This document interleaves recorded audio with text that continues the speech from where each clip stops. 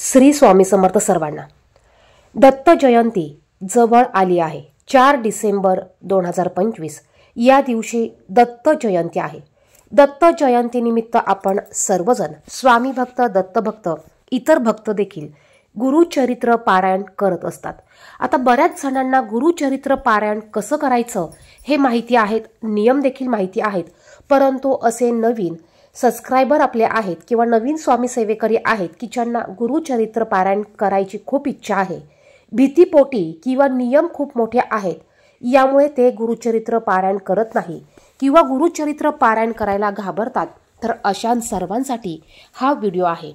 या व्हिडिओमध्ये आपण गुरुचरित्र पारायण कसं करायचं, कधी करायचं, नियम कोणते पाळायचे, कोणते नियम पाळण्याची गरज नाही, या विषयीची संपूर्ण माहिती पाहणार आहोत।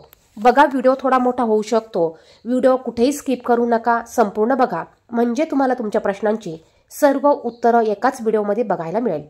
चॅनलवर नवीन असाल तर असेच माहितीचे व्हिडिओ बघण्यासाठी चॅनलला सबस्क्राइब करून बाजूच्या बेल आयकॉनला प्रेस करा, म्हणजे जेव्हा पण माझे व्हिडिओ येतील त्याचं नोटिफिकेशन सर्वात अगोदर तुम्हाला मिळेल। कमेंट बॉक्समध्ये श्री स्वामी समर्थ नक्की लिहा। आणि त्याचप्रमाणे दत्त जयंतीला कोण कोण गुरुचरित्राचं पारायण करणार आहात त्यांनी कमेंट बॉक्समध्ये नक्की सांगा। बघा, दत्त जयंती 2025 मध्ये 4 डिसेंबर 2025 या दिवशी आहे। तुमच्या सर्वांना एक विनंती आहे, पहा व्हिडिओ थोडा मोठा होणार आहे कारण या व्हिडिओमध्ये संपूर्ण माहिती डिटेल्स सांगितलेली आहे, त्यामुळे व्हिडिओ कुठेही स्किप न करता संपूर्ण बघा। इतरांना देखील ही माहिती तुम्ही शेअर करा, जेणेकरून त्यांच्याकडनं हे पारायण केलं जाईल आणि त्याचं देखील पुण्य तुम्हाला प्राप्त होईल। दत्त जयंतीनिमित्त आपण घरामध्ये किंवा केंद्रामध्ये गुरुचरित्र पारायण करत असतो। बरेच नवीन स्वामी सेवेकरी आहेत, त्यांना गुरुचरित्राचं पारायण करायचं आहे, परंतु नियम खूप आहे। या नियमांना घाबरून त्यांनी अजूनही पारायण केलेलं नसेल तर तुम्ही हा व्हिडिओ बघितल्यानंतर नक्कीच तुम्ही तुमच्या घरात किंवा केंद्रामध्ये पारायण करणार आहात। जो नडलेला असेल, अडलेला असेल, ज्याला खूप अडचणी असतील, काहीही करून अडचणीतून मार्ग मिळत नसेल, सुटका होत नसेल, खूप आर्थिक अडचणी असेल किंवा एखादा व्यक्ती नडलेला असेल, अशांनी आवर्जून दत्त जयंतीनिमित्त गुरुचरित्र पारायण आपण आपल्या जवळ असलेल्या स्वामींच्या केंद्रात, मठात आवर्जून करावं किंवा तुम्ही तुमच्या घरी देखील हे पारायण करू शकतात। कारण ह्या काळामध्ये दत्त तत्व हे खूप मोठ्या प्रमाणात कार्यरत असतात, सकारात्मक असतात, त्यामुळे आपण ह्या काळात जर का ह्या काही सेवा केल्या, आपली इच्छा ठेवून जरी सेवा केल्या तर याचं संपूर्ण फळ आपल्याला अधिक पटीने मिळत असतं। आपण इतर वेळेस ह्या सेवा करत असाल, इतर वेळेपेक्षा जर का ह्या काळात आपण हे पारायण केलं तर याचं नक्कीच 100% फळ आपल्याला दत्त माऊली देत असते। आपण कुठलीही सेवा करताना, मग ती छोटी असो मोठी असो, फक्त ती पूर्ण श्रद्धेने, विश्वास ठेवून आणि पूर्ण भक्तिभावाने करायची आहे, त्याचं 100% फळ आपल्याला मिळत असतं। मग पूजा तुम्ही मोठी मांडा, छोटी मांडा किंवा तुम्ही सजावट कमी करा, जास्त करा, याचं काही नाही। आपण किती भक्तिभावाने पूजा करतो, किती भक्तिभावाने उपासना करतो, देव हे पाहत असतात। कारण स्वामी दत्त माऊली आपल्या भक्तीचे भुकेले आहेत, वासनेचे भुकेले आहेत। तुम्ही किती सेवा करता, कोणाला बोलवतात, किती मोठा त्याचं उद्यापन करतात, याला ते बघत नाही, तर आपण किती मनापासून सेवा करतो हे ते पाहत असतात। आता सर्वात महत्त्वाचं म्हणजे या काळामध्ये प्रत्येक स्वामींच्या केंद्रात, मठात हे गुरुचरित्र पारायणाचं सप्ताह हा भरला जातो। तुम्हाला जर का घरात करणं शक्य नसेल तर तुम्ही आवर्जून तुमची नाव नोंदणी स्वामी समर्थांच्या केंद्रात करू शकतात आणि तिथं भरत असलेल्या गुरुचरित्र पारायणाच्या सप्ताहात तुम्ही सहभागी होऊ शकतात। आता हा सप्ताह किंवा हे गुरुचरित्र पारायण आपल्याला 28 तारखेला सुरू करायचं आहे। 28 तारखेपासून ते 5 डिसेंबरपर्यंत, 28 डिसेंबर ते 5 डिसेंबर या काळात आपल्याला गुरुचरित्र पारायण करायचं आहे। स्वामी पुण्यतिथी असेल त्यावेळेस हे पारायण 7 दिवसांचं असतं आणि 7व्या दिवशी याचं उद्यापन केलं जातं। दत्त जयंतीच्या वेळेस हे पारायण 8 दिवसांचं असतं, म्हणजेच 7 दिवसांचं पारायणाचं वाचन केलं जातं आणि 7व्या दिवशी उद्यापन न करता सांगता याची 8व्या दिवशी केली जाते। कारण 7व्या दिवशी म्हणजेच 4 डिसेंबरला दत्तगुरूंचा उपवास असतो आणि हा उपवास दुसऱ्या दिवशी सुटत असल्यामुळे आपल्याला 5 डिसेंबरला ह्या गुरुचरित्र पारायणाची सांगता करायची आहे। तुम्ही घरी जरी हे पारायण करत असला तरी देखील तुम्हाला 28 तारखेला चालू करायचं आहे, 4 डिसेंबरपर्यंत वाचन करायचं आहे आणि 8व्या दिवशी म्हणजेच 5 डिसेंबरला तुम्हाला उपवास सोडून या पारायणाची सांगता करायची आहे। उद्यापन अगदी साध्या सोप्या पद्धतीने आपण करू शकतो। बघा, पारायणाला सुरुवात करण्याच्या अगोदर आपल्याला 1 दिवस अगोदर 4 कुत्रे म्हणजेच 4 श्वान आणि 1 गाय, 1 गाईला अशी 5 पोळी तयार करायची आहे। 4 पोळ्या आपल्याला कुत्र्याला, 1 पोळी आपल्याला गाईला खाऊ घालायची असते। हे पारायण करण्यासाठी आपल्याला दिंडोरी प्रणीत गुरुचरित्र पारायण हा ग्रंथ लागणार आहे। बघा, महिला असतील तर महिलांनी दिंडोरी प्रणीत गुरुचरित्राचा जो ग्रंथ आहे हा ग्रंथ आणून याचं वाचन करायचं आहे। पुरुषांनी मूळ ग्रंथ वाचन केला तरी चालेल, महिलांनी मात्र मूळ गुरुचरित्र ग्रंथ वाचन करायचा नाही। तुम्ही दिंडोरी प्रणीत ग्रंथ हा वाचन करू शकतात। आता बऱ्याच महिलांचा प्रश्न असतो किंवा कमेंट असतात, महिलांनी गुरुचरित्र पारायण वाचन केलं तर चालेल का? तर बघा, हो, तुम्ही दिंडोरी प्रणीत जो पिवळ्या कलरचा गुरुचरित्र ग्रंथ असतो तो तुम्ही नक्कीच वाचन करू शकतात। महिला असू द्या, पुरुष असू द्या, कोणीही गुरुचरित्राचं पारायण करू शकतं। जो अडलेला असेल, नडलेला असेल त्याने गुरुचरित्राचं पारायण करावं। मन असता पवित्र, सदाकाळ वाचे गुरुचरित्र। पहा, मन असता पवित्र, सदाकाळ वाचे गुरुचरित्र म्हणजे ज्याचं मन पवित्र आहे, ज्याच्या मनात हे आलं त्याने गुरुचरित्राचं पारायण करावं। गुरुचरित्राचं पारायण आपण या सप्ताहात करू शकतो। तुम्ही दर महिन्याला करू शकतात, वर्षातून एकदा, वर्षातून दोनदा, प्रत्येक महिन्यातून दोनदा तुम्ही हे गुरुचरित्र पारायण करू शकतात। ज्यावेळेस तुमच्या मनात येईल त्यावेळेस तुम्ही हे गुरुचरित्र पारायण करू शकतात। आता हे पारायण करण्यासाठी काही नियम आहेत। यासाठी आपल्या घरात स्वच्छता ठेवणं गरजेचं आहे, घर स्वच्छ करणं गरजेचं आहे। त्याचप्रमाणे ज्यावेळेस आपण गुरुचरित्र पारायण घरात करत असतो त्यावेळेस आपल्याला दोन्ही वेळेला सकाळ संध्याकाळ घरात सर्वत्र गोमूत्र पाणी शिंपडायचं आहे। तुम्ही गुरुचरित्र पारायणाची मांडणी तुमच्या देवघरात करू शकता। तुमचं देवघर मोठं असेल तर तुम्ही देवघर जिथे ठेवलेलं आहे त्याच्या बाजूला ही मांडणी करू शकतात।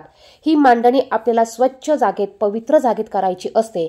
मग तुम्ही म्हणाल मी हॉलमध्ये करू का, किचनमध्ये करू का, देवघर छोटा आहे, जागा नाही, तर बघा, तुम्ही किचनमध्ये करा, हॉलमध्ये करा, परंतु जागा स्वच्छ आणि पवित्र पाहिजे। तुम्हाला नियम पाळता आले पाहिजे। तिथली जागा तुम्हाला ही स्वच्छ ठेवता आली पाहिजे। ज्या ठिकाणी तुम्ही जागा स्वच्छ पवित्र ठेवू शकता त्या ठिकाणी तुम्हाला हे पारायणाची मांडणी करायची आहे। आता या पारायणाची मांडणी एकदा केल्यानंतर आपल्याला ती हलवता येत नाही। त्यामुळे मांडणी करताना अशा ठिकाणी करा की तुम्हाला ती हलवण्याची गरज पडणार नाही किंवा तिथे धक्का लागणार नाही किंवा लहान मुलं असतील तर तिथे हात लावणार नाही। ग्रंथ एकदा मांडल्यानंतर तो आपल्याला उचलता येत नाही। 7 दिवस एकाच ठिकाणी पूजा, मांडणी आणि ग्रंथ हा ठेवायचा असतो। पहिल्या दिवशी मांडणी केल्यानंतर आपल्याला ही मांडणी उद्यापन झाल्यानंतर दुसऱ्या दिवशी उचलायची असते। त्यामुळे मांडणी करताना अशा ठिकाणी करा की त्या ठिकाणी तुम्हाला हलवा-हलवी करावा लागणार नाही। मांडणी एकदाच करायची असते, पुन्हा पुन्हा मांडणी करता येत नाही। त्याचप्रमाणे संकल्प देखील आपल्याला पहिल्या दिवशी सोडायचा असतो। संकल्प सारखा सारखा सोडता येत नाही। ज्या दिवशी आपण मांडणी केली आहे, पूजेला, पारायणाला सुरुवात करणार आहोत त्या दिवशी सर्वात अगोदर संकल्प सोडून घ्यायचा आहे। आदल्या दिवशी तुम्हाला 4 कुत्रे, 1 गाईला पोळी खाऊ घालायची आहे। ज्या दिवशी पारायण करायला सुरुवात करणार आहात त्या दिवशी घर स्वच्छ करून घ्यायचं, पुसून घ्यायचं। उंबरठ्यावर या दिवशी आवर्जून हळदीचं लेपन करायचं। 2 लक्ष्मीची पावलं दोन्ही बाजूला काढायची, उंबरठ्याची हळदी कुंकू अक्षदा अर्पण करून पूजा करायची। बघा, आपण ह्या गोष्टी करत नाही, परंतु ह्या गोष्टी केल्यामुळे एक प्रसन्नतेचं वातावरण निर्माण होतं, घरात एक पॉझिटिव्ह एनर्जी निर्माण होते। आपण हे पारायण करत असताना अंघोळीच्या पाण्यात थोडंसं गंगाजल किंवा गोमतीर टाकायचं आहे, यामुळे शरीराची शुद्धी होत असते। त्याचप्रमाणे हळदीचं लेपन केल्यामुळे घरात असलेली वाईट बाधा, नकारात्मक ऊर्जा ही निघून जाते। बघा, जर का तुमच्या घरात खूप अडचणी येत असतील, काही करून अडचणी जात नसेल, वाईट बाधा असेल, तर हे पारायण केल्यामुळे आपल्या घरात असलेल्या वाईट बाधा, वाईट शक्ती या सर्व निघून जाण्यास मदत होते आपल्या घरात असलेल्या वाईट गोष्टी निघून गेल्यामुळे घरातील वातावरण पॉझिटिव्ह बनतं. जर का घरात वाद भांडणं क्लेश होत असतील तर हे दूर होतात. त्यामुळे आपण वर्षातून एकदा तरी हे पारायण केलं पाहिजे. आता संकल्प सोडण्यासाठी पूजेची मांडणी करून झाल्यावर तुम्हाला संकल्प सोडण्यासाठी हातात पाणी घ्यायचं आहे. खाली तामण किंवा डिश ठेवा. यात गंध टाका, अक्षदा, फूल टाका आणि सर्वात अगोदर तुम्हाला तुमचं नाव सांगायचं आहे, गोत्र सांगायचं आहे. यानंतर तुम्ही मी हे पारायण 28 तारखेला चालू करत आहे. 28 तारखेपासून ते 5 डिसेंबरपर्यंत हे गुरुचरित्राचं पारायण मी घरी करत आहे. या इच्छेसाठी हे पारायण मी करत आहे. ह्या पारायणामुळे माझ्या घरात शांतता, सुख, आनंद लाभू द्या. प्रत्येक कामात यश प्राप्त होऊ द्या. सर्वांना सुखी आरोग्य, उत्तम आरोग्य ठेवा. तुम्हाला जे पण काही बोलायचं असेल ते तुम्ही सांगायचं आहे किंवा एखाद्या विशिष्ट तुम्ही इच्छापूर्तीसाठी हे पारायण करत असेल तर ती इच्छा तुम्हाला सांगायची आहे आणि दत्तगुरूंना, स्वामी महाराजांना हे पारायण माझ्याकडनं निर्विघ्नपणे तुम्हीच पूर्ण करून घ्याल असं तुम्हाला बोलायचं आहे आणि तुम्हाला हे संकल्पाचं पाणी ताम्हणात किंवा डिशीत सोडायचं आहे. आता हे पाणी बरेच जण तुळशीला घालतात, तर ही चूक करायची नाही. तुळस सोडून तुम्ही हे पाणी इतर कोणत्याही झाडात टाकू शकतात. संकल्प पहिल्याच दिवशी सोडायचा आहे. त्यानंतर आपल्याला वाचनाला सुरुवात करायची असते. आता वाचनाला सुरुवात करताना आपल्याला रोज अगोदर ह्या ग्रंथाची पूजा करायची आहे. अष्टगंध हळदी, अष्टगंध अक्षदा, फूल अर्पण करून ग्रंथाला नमस्कार करायचा. त्यानंतर ग्रंथाला वाचायला सुरुवात करायची आहे. आता बघा, ग्रंथ रोज वाचन करून झाल्यावर तो आपल्याला उघडा ठेवायचा नाही. आपलं वाचन पूर्ण झाल्यावर हा ग्रंथ आपल्याला पुन्हा ब्लाऊज पीसने झाकून ठेवायचा आहे. बघा, व्हिडिओ थोडा मोठा होऊ शकतो, परंतु संपूर्ण माहिती या व्हिडिओमध्ये आपण पाहत असल्यामुळे व्हिडिओ कुठेही स्किप करू नका. त्याचप्रमाणे तुम्ही स्वामी भक्त असाल, दत्त भक्त असाल किंवा नवीन सबस्क्रायबर असाल तर कमेंट बॉक्समध्ये नक्कीच श्री स्वामी समर्थ लिहा. बघा, स्वामींची कृपा तुमच्यावर अखंड राहणार आहे. आता यानंतर पूजेची मांडणी अगदी सोप्या पद्धतीने आपल्याला करायची आहे. पूजेची मांडणी कशी करायची यावर डिटेल्स व्हिडिओ येणार आहे. आपण थोडक्यात यामध्ये माहिती पाहू. ज्या ठिकाणी पूजा मांडणी करणार आहात ती जागा स्वच्छ करून घ्या. थोडंसं गंगाजल, गुलाब पाणी, गोमूत्र टाकून ती जागा पुसून घ्या. त्यावर आपल्याला एक पाट किंवा चौरंग मांडायचा आहे. त्याच्या खाली एक रांगोळीने स्वस्तिक काढा. त्यावर हळदी कुंकू अक्षदा टाका. त्यावर एक पाट किंवा चौरंग ठेवा. त्यावर स्वच्छ लाल वस्त्र अंथरून घ्या. तुमच्याकडे स्वामी समर्थांचा फोटो असेल किंवा दत्तगुरूंचा फोटो असेल तर तो फोटो तुम्हाला ठेवायचा आहे. सर्वात अगोदर दिवा प्रज्वलित करून घ्यायचा. दिव्याची हळदी कुंकू अक्षदा अर्पण करून पूजा करून घ्यायची. छोटे छोटे मंत्र म्हणायचे. त्यानंतर आपल्याला स्वामींचा किंवा दत्तांचा फोटो ठेवून घ्यायचा आहे. त्यानंतर कलश स्थापना करायची आहे. सर्वात अगोदर गणपती बाप्पांची स्थापना करून घ्या. तुमच्याकडे जर का गणपती बाप्पांची मूर्ती असेल किंवा गणपती बाप्पांचं प्रतीक म्हणून एक सुपारी घ्या. गणपती बाप्पांना पंचामृताने स्नान घालून जोड विड्याच्या पानावर गणपती बाप्पांना अक्षता ठेवून त्यांची स्थापना करा. हळदी कुंकू अक्षदा, जास्वंदाचं फूल, दुर्वा असलेले दुर्वा, गुळ खोबऱ्याचा नैवेद्य दाखवून गणपती बाप्पांची पूजा करा. यानंतर कलश स्थापना करा. कलश कसा भरायचा सर्वांना माहिती आहेच. थोडेसे तांदूळ ठेवून यावर कलश ठेवा. कलशामध्ये 1 रुपया, सुपारी, हळदी कुंकू अक्षदा टाका. एखादं फूल टाका. विड्याची किंवा आंब्याची 5 पानं ठेवा. यावर नारळ ठेवा.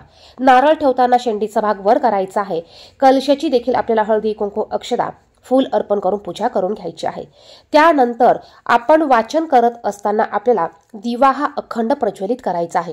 जोपर्यंत आपलं वाचन चालू आहे तोपर्यंत तुम्ही तुपाचा दिवा लावा किंवा तेलाचा दिवा लावा. तेलाचा दिवा लावला असेल तर तुम्ही तुपाचे निरांजन देखील लावू शकतात. जोपर्यंत वाचन होत आहे तोपर्यंत आपला दिवा, धूप, अगरबत्ती तुम्ही जे जे लावणार आहात ते तुम्हाला चालू ठेवायचं आहे. आता यानंतर आपल्याला इथे प्रसाद किंवा नैवेद्य ठेवायचा आहे. मग तुम्ही खडी साखर ठेवली तरी चालेल, दूध साखर ठेवलं तरी चालेल, पेढे ठेवले तरी चालेल. तुम्हाला पाण्याने भरीव मंडल काढायचं आहे. त्यावर प्रसाद किंवा नैवेद्याची वाटी ठेवायची. त्याला 3 वेळा पाणी फिरवायचं. नैवेद्यम समर्पयामी म्हणायचं आणि तुम्हाला नमस्कार करायचा आहे. बघा, अगदी साध्या सोप्या पद्धतीने पूजेची मांडणी करायची आहे. पूजेची मांडणी करणं खूप मोठा विधी नाही. तुम्ही तुमच्या पद्धतीने पूजेची मांडणी करू शकतात. एका लोट्यामध्ये तुम्हाला पाणी भरून ठेवायचं आहे. शंख असेल तर तुम्ही शंख ठेवू शकतात. घंटी असेल तर एका बाजूला घंटी तुम्ही ठेवू शकतात.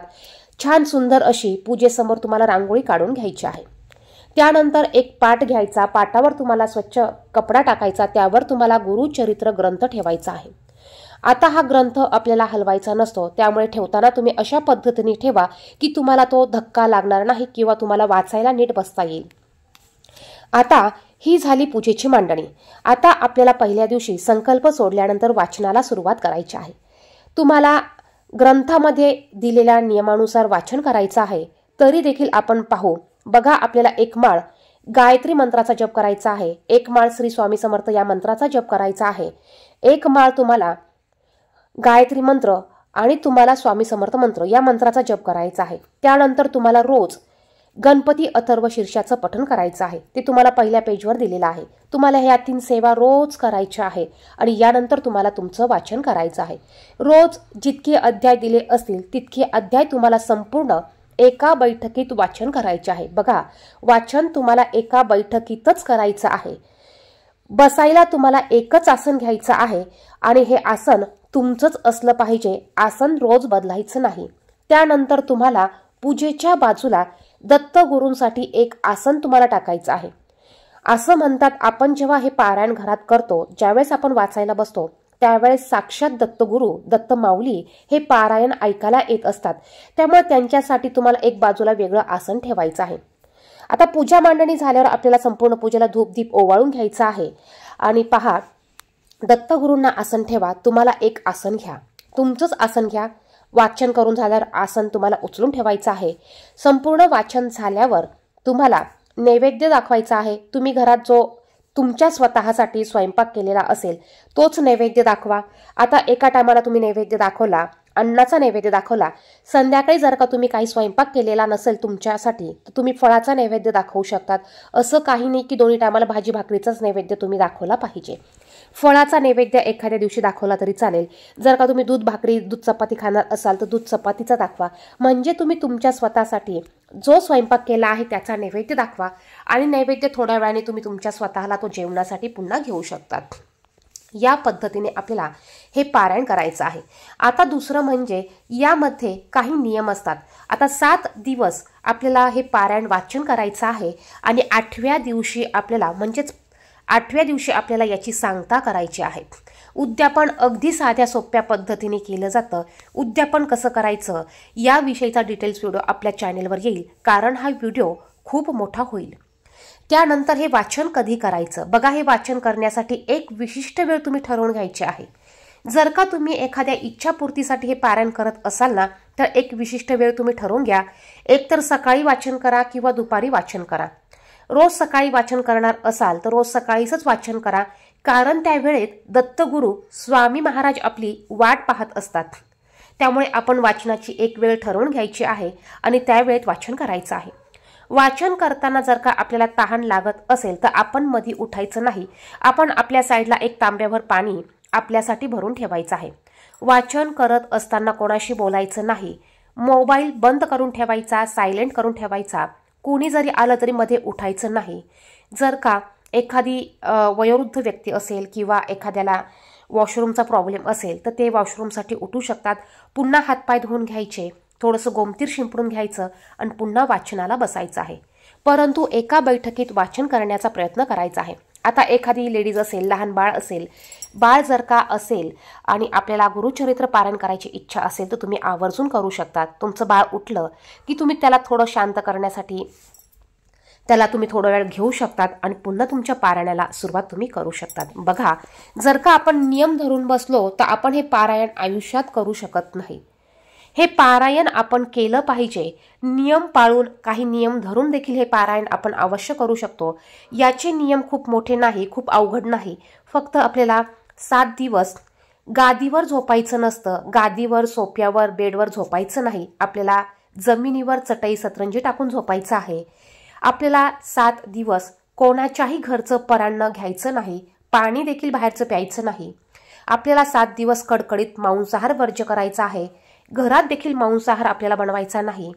हे जे काही नियम आहेत ते आपल्याला पाळायचे आहेत. ब्रह्मचर्याचं पालन आपल्याला 7 दिवस करायचं आहे. तर ह्या ज्या छोटे छोटे नियम आहेत हे आपण 7 दिवसासाठी सहज पाळू शकतो. त्यानंतर जेवणाचे काही नियम आहे. आता बऱ्याच जणांना प्रश्न पडतो की जेवणाचे खूप मोठे नियम आहेत. बघा, छोटेसे नियम आहेत. आपण अगदी 7 दिवसात हे नियम सर्वजण पाळू शकतो. आपल्याला 7 दिवस कांदा लसूण खायचा नाही, वांगे खायचे नाही, जे उष्ण पदार्थ असतात ते खायचे नाही, भात खायचा नसतो कारण भातामुळे खूप आळस येतो आणि आळस आल्यामुळे आपल्याला वाचन करताना जांभळी येऊ शकते, त्यामुळे भात खायचा नसतो।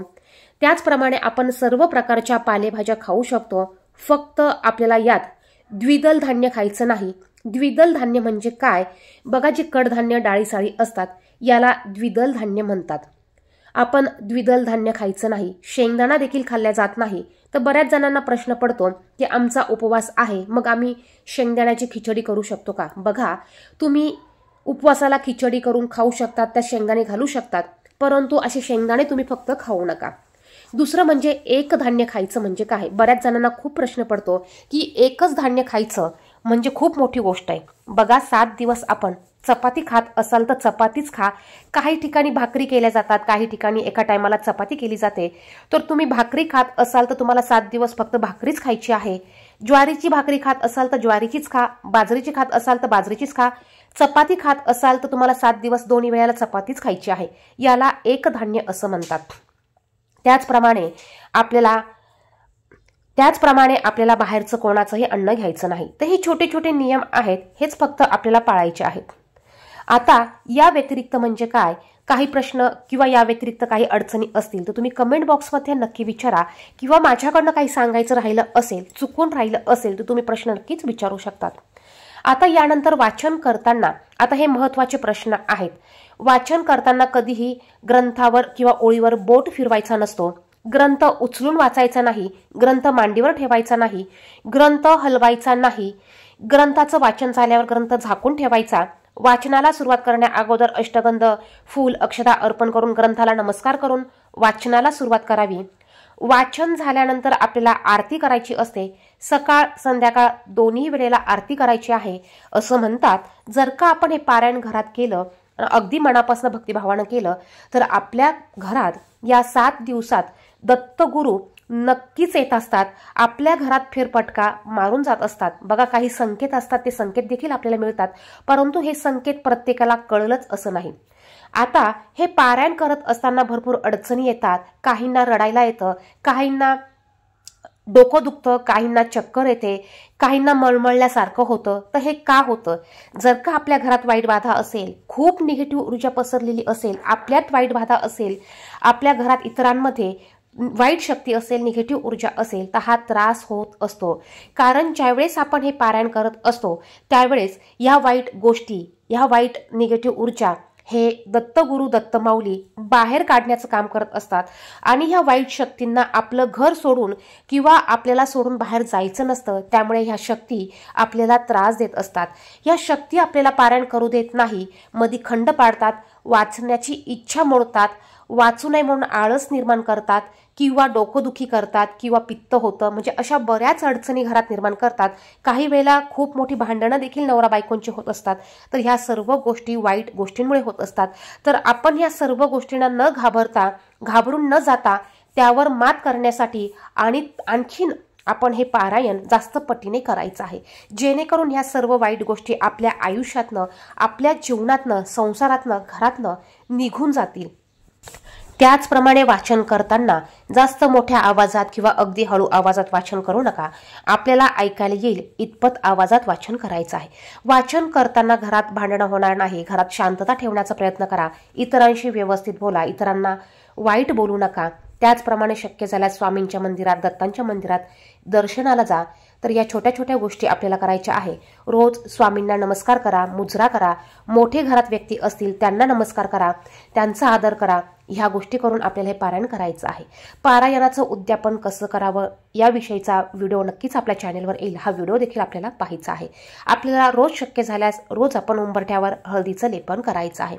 तर हे छोटे छोटे नियम आहेत, हे छोटे छोटे नियम पाळून आपण हे पारायण आवर्जून करायचं आहे। बघा, ज्यांच्या मनात काही भीती असेल त्यांनी नक्कीच प्रश्न विचारून तुमची भीती दूर करा आणि गुरुचरित्र पारायण दत्त सप्ताहात किंवा दत्त जयंतीनिमित्त आपण घरात सर्वांनी आवर्जून करायचं आहे। व्हिडिओ आवडला असेल तर व्हिडिओला लाईक करा, ही माहिती इतरांना देखील शेअर करा, जेणेकरून त्यांना देखील ह्या माहितीचा उपयोग होईल आणि तुमच्यामुळे जर का त्यांच्याकडनं हे पारायण करणं झालं तर त्याचं पुण्य तुम्हाला देखील मिळेल आणि तुम्हाला देखील स्वामी समर्थ महाराज गुरु माऊली भरभरून आशीर्वाद देतील, तुमच्या सर्व इच्छा पूर्ण होतील। धन्यवाद। श्री स्वामी समर्थ।